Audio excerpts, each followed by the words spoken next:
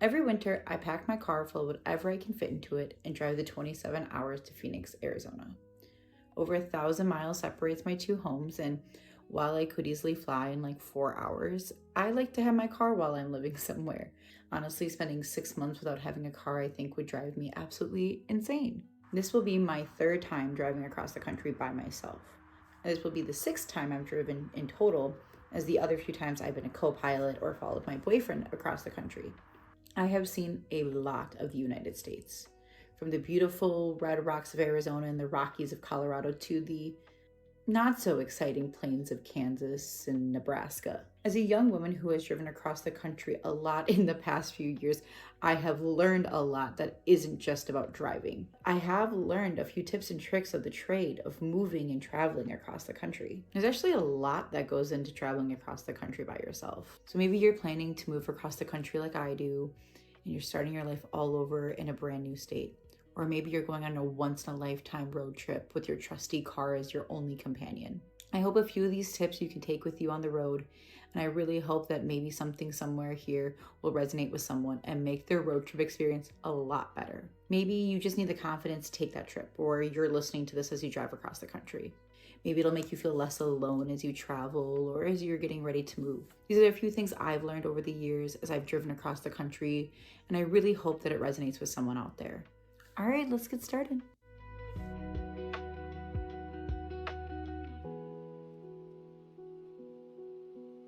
So, you have your trip all figured out. Your car is in good condition, your tires are full, your oil is changed, and you're ready to hit the open road. But this little voice in the back of your brain is telling you that you forgot something. Well, don't worry, you got me here. I'm here to walk you through what I do before my trips, during my trips, and what I do when I stop for the night, all while keeping safety and our budgets in mind. Before I even get in my car, I have a number of safety protocols I follow, no matter where I'm going or how long I am driving. The first and probably the easiest one is to share your location. I make sure my location is actually working first and foremost. You know how sometimes it just doesn't load correctly? Always make sure it's loading correctly and you can troubleshoot it before you leave. The second is I make sure my friends and family have my location and that it's working for them. These are the people that you check in with as you drive, that you'll text, that have updates on you as you go. I don't just share my location with one person as I drive. My mom, my grandpa, my boyfriend, and a number of my friends have my location just to make sure that everything is going smoothly and they can all check in on me. It does help that my friend group already shares our locations and we're always checking in with each other. So that's really not an extra step for me, but it's important to let my friends know what's going on as I travel. I also let my friends and family know exactly where I'm going each night. My most popular route I take to Arizona every year is where I leave Milwaukee. I go to Tulsa, Oklahoma. I go to Albuquerque, New Mexico, and then I reach Arizona on the last day. So I kind of have these places mapped out so my friends and family know exactly what city I'm stopping in each and every night. In the first few years that I drove, I actually wrote up an entire itinerary for my mom, my boyfriend, and my boyfriend's mom. So they knew exactly what hotels I was stopping at, what I planned to do each day, what city I was going to be in. And it also included the addresses and phone numbers of all the hotels I was staying at, just in case. It was my very first time actually driving by myself that long. So I was very I wouldn't say overkill, but I was very safety first.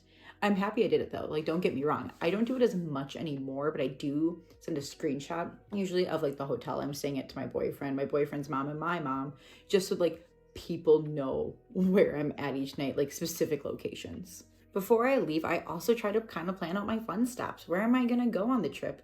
What's a road trip if you don't see something new every time? I have stopped at a number of really cool places. I stopped at Petrified Forest National Park and the Arches Gateway in St. Louis, which were both really cool to see. If you are taking a road trip and you're planning to go to more remote places or in the wilderness, like some national parks out west, make sure that you let your people know where you're going to be beforehand for sure. A lot of these places, there is no cell phone signal. If you're like my mom, who she, is watching my location, also my location goes off, she will be worried. So letting her know hey, I'm going to X, Y, and Z. There's a chance I might not have any service here. I will check in as soon as possible will be really helpful. So I've slightly mentioned this before, but one thing that really helps me with my planning is having my hotels booked before I even leave my house. And this is actually one part of my trip that I don't totally stick to a budget for. You could be really adventurous and you could just drive through the night and pick a hotel that looks good to stop at, and that is good for you. I am not that girl. I like to know where I'm staying at the end of the night. I like to read the reviews. I have stayed in some sketchy hotels in the past, luckily with my boyfriend, and it's not a good time. I do not recommend it. I did not sleep well. We were constantly worried about what was happening to our car. Really like making sure that you are somewhere safe. For me, it's really important because my possessions are in my car. I don't want anything to happen to them. So also picking a hotel with a big parking lot that has a lot of reviews from travelers is really good. Read reviews that have people that say they're road tripping and that they feel safe. I also look for like security cameras in like the perks and stuff, just to be, you know, really safe about like where my car is going to be parked. While I do spend a little bit more money on my hotels, I do try to get them cheap.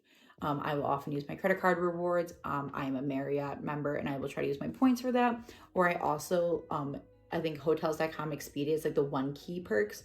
I use those every year.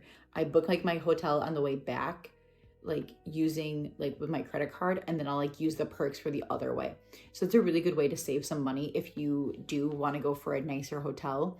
Use the rewards to your advantage. If you're actually looking for a video about how I book hotels pretty cheaply and I get good deals, let me know in the comments and I'm happy to do that too. Since we're talking about saving money, let's talk about one of my favorite parts of a road trip, the road trip snacks. This is one of the easiest places you can save money, trust me. So my thing is, what I do is I go to the local dollar store a day or so before my trip and I stock up on what I need. It is so much cheaper to go there to just get everything you want for your trip. You can get so much for under $20. And this is also where I'll get like some drinks, some food to maybe even like meal prep. Meal prepping on your trip might sound insane, but it's really awesome to do that too. You get sick of Cheez-Its. You get sick of licorice. You get sick of whatever you wanted to pack. Trust me, pack a couple sandwiches, pack some easy meals to go. What I do, my setup every year is I have a tote, like a little like, you know, Aldi's bag filled with all of my snacks. And then I have a little cooler and those sit on my front passenger seat with me. So if I'm ever thirsty, hungry, I can just reach in and grab something. This will honestly save you a lot of money. I mean, honestly, think about how much gas station snacks cost. Like $4 at every gas station. Dollar store, $1.25. Honestly, I have a bad habit of overpacking my snacks because I get too many. Don't be a me. Know what you're gonna eat. Since we're also talking about snacks, pack something healthy, pack some sandwiches, a little salad if you can, apples. I pack some cucumbers all cut up. You will want that at some point in your trip. Trust me, it is frustrating to just eat really bad food all the time. Like I was mentioning my cooler, in that cooler, I usually have extra waters for myself. I have little fun drinks. I have extra iced coffees. And like I said, all of that sits just next to me so I can quickly grab something and there's not like reaching into the back seat and trying to grab it, like being so unsafe as I drive. You pull over quickly or you have a moment to grab a snack. It's a lot safer than like digging in your back seat, especially if you're like me and your car is full of things. Just keep it there. It's really simple. To finish off our topic on snacks, fill up your water before you leave. Get the biggest water bottle you have. Fill it up before you leave and fill up a coffee mug.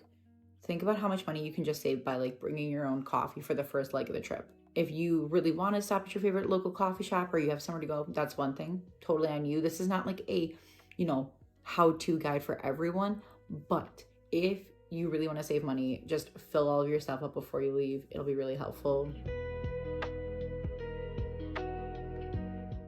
All right, we're finally on the road now. Remember how I was talking earlier that there's just some states that are just really, really boring to drive through? I'm looking at you, Plain States, and I'm so sorry. Trust me, I understand there's parts of Wisconsin that are so boring. Well, that's where you're gonna need some in-car entertainment for yourself.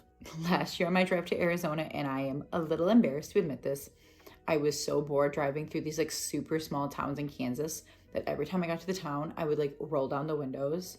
And there was maybe like a population of 10 people here, by the way. I'd roll my windows down and play Charlie XCX for them and be like, I bet you never heard this song before. You're welcome. I may have been losing my mind. It was really, really boring that second day of my drive last year. But this is where your entertainment is gonna come in handy. Podcast, YouTube videos to listen to, audiobooks, and extensive playlists are gonna be your best friends in the drive. Like I said, those days can be really long. They can be really exhausting. And if you don't have something to keep you entertained, you are going to feel so bored. Keep yourself entertained or you will lose your mind telling small Kansas towns about Charli XCX. And say none of that is doing it for you. You are just kind of getting antsy. You've been sitting in the car by yourself for hours. Give your friends a call. Give your family a call. My friend Robin calls me. She calls me on her way to work and we just talk to each other for a few minutes.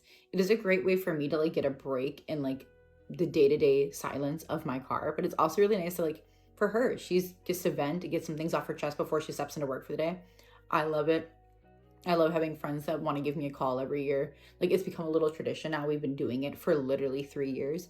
We were just talking about, she's like, well, what time should I call you this year? And I said, whatever you want. I'll be sitting in my car doing nothing. So have a roster of people to call. Call your mom, call your cousin, call your grandpa, call your best friend from childhood you haven't talked to, but she's doing nothing today. While I am a big fan of planning my stops out just kind of in advance to know like my timing wise and like safety protocols, don't be afraid to take a detour every now and then. If you are going to take a detour, let your friends and family know. Again, shoot them a quick text when you get there. This is a road trip at like its core. For me, a lot of times it is a transportation of just getting my car to Arizona, but I'm trying to enjoy it as much as possible. That is why I do plan out my stops, but it's also fun to just be spontaneous. I stopped in Winslow, Arizona my first year, and that wasn't like super planned. I planned to go to Petrified Forest, and then all of a sudden I was like, oh my God, Winslow is so close. And I'm a huge Eagles fan. So I stopped in, had a great time. All right, we're here to my favorite section of the video. In terms of budgeting and safety, there is one place this all comes together. Gas stations. I love a good gas station. If you're from the Midwest, you might know my one true love, Quick Trip. And this is Quick Trip with a K. Kwik, Trip. Not Quick. Not that Quick Trip. That Quick Trip, we have them in Arizona. They do not fill my heart the same. I cannot compare. My love is honestly Wisconsin, Illinois. Are they in Illinois? Midwest Quick Trip. It is a Wisconsin staple. Please go if you are ever here. But there are a number of ways to save money when you are on your road trip. One of the best and easiest ways is to kind of like take a look at the gas prices before you leave. Gas Buddy is a great way to look at what gas prices are going to be in different states and planning out when you're going to stop for gas. For example, I know gas is cheaper in Wisconsin and Missouri than it often is in Illinois. It often goes up like over $1 when you just cross that state boundary. So whenever I'm coming or going to, I fill up before I leave the state just because I know how expensive gas is in Illinois. There's probably a number of states that the gas is just more expensive. For example, I know it's also more expensive in California than it is in Arizona. Planning those things out can really help you save some money. If you're a Sam's Club member or a Costco member, use that to your advantage. Take advantage of the cheaper gas. A few times I've actually booked like a hotel and planned stops near a Sam's Club gas station. So in the morning, it was really easy to just like wake up, get in my car, pull over there, get some gas, save a whole bunch of money, and get back on the road without having to like drive around and try to find like another place to get gas. Really simple. Love it. Highly recommend if you have a membership, use that to your advantage. Plan where there's gas stations on your trip and you will honestly save a lot of money if you're really trying to go budget core. But if you're maybe like me, I have certain gas stations I actually plan my trips around now. I am looking at you, Buc-ee's. I'm looking at you, Mavericks. Honestly, after doing this drive from Wisconsin to Arizona so many times, my highlight of my trip is going to a Buc-ee's. There are now 2 on my way. Real exciting. Love it. I also like kind of use gas stations as like my markers of where I'm going. The Mavericks in Gallup, New Mexico means I'm almost to Arizona and I'm almost to my destination finally. Honestly, this is just me admitting that I will spend the extra money to go to my favorite gas stations and I don't regret, I really don't regret it.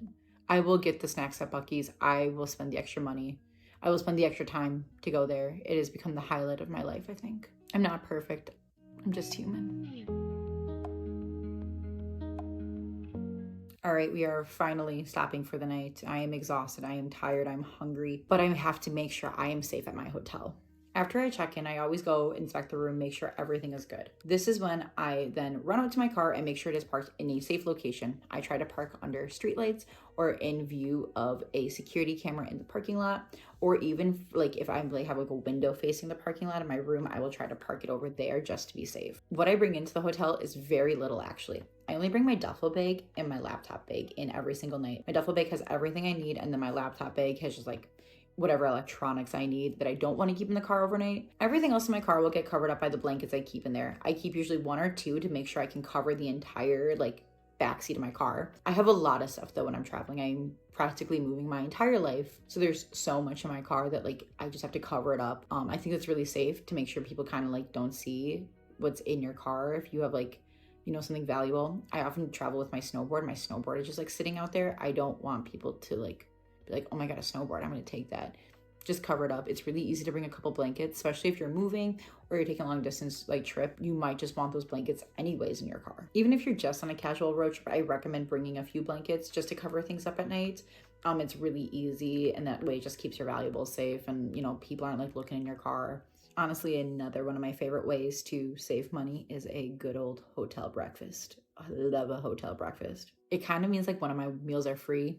I mean, I know it's not really free and I'm probably paying for it in the price of my hotel, but say there's 2 hotels and I'm paying for like one that has a hotel breakfast and the other one doesn't have a hotel breakfast, but they're like near the same price, or the other one's more expensive. It's like a free meal then, really. It's also a great motivator to get out of bed. You know, sometimes they end. I had one that ended at like 7:30. I'm not missing that meal. Get out of bed. Go get your hotel breakfast. Go get your waffle. Oh, I could use one right now. When I'm traveling by myself, I really try to hit my hotel before it gets dark or after dusk, just for safety reasons. As a young woman traveling by herself, I think it's really important to like be where I want to be pretty early in the night. There have been times when my boyfriend and I traveled together that we're pushing it pretty late. It also means I'm pretty exhausted by that point in the night. If I'm traveling by myself, I would much rather, you know, be in my hotel room by like 7:30, eat my dinner, go to bed by like 10, 11, wake up early, get my hotel breakfast, and then hit the road bright and early. Getting to your hotel early is really important because I think at the end of the night, when you have been driving and looking at nothing for hours, getting a good night's sleep is vital. You need it. If you've ever driven on little sleep, your brain does not function, and that is so unsafe. Please find a good hotel that is safe, that you feel safe at, so you end up getting a good night's sleep. There is nothing worse than feeling so unsafe at a hotel, or feeling icky, or feeling like there's creepy crawlies or something there, and just not sleeping. Just do your best and do your research. That is a big reason why I'm an advocate of planning your hotels beforehand. You just, that way you know what you're getting into before you stop for the night. In all honesty, I could probably talk about this for a long time. My friends have been subject to me talking about living across the country and moving and how I pack my car up and all these other topics that we'll probably explore later.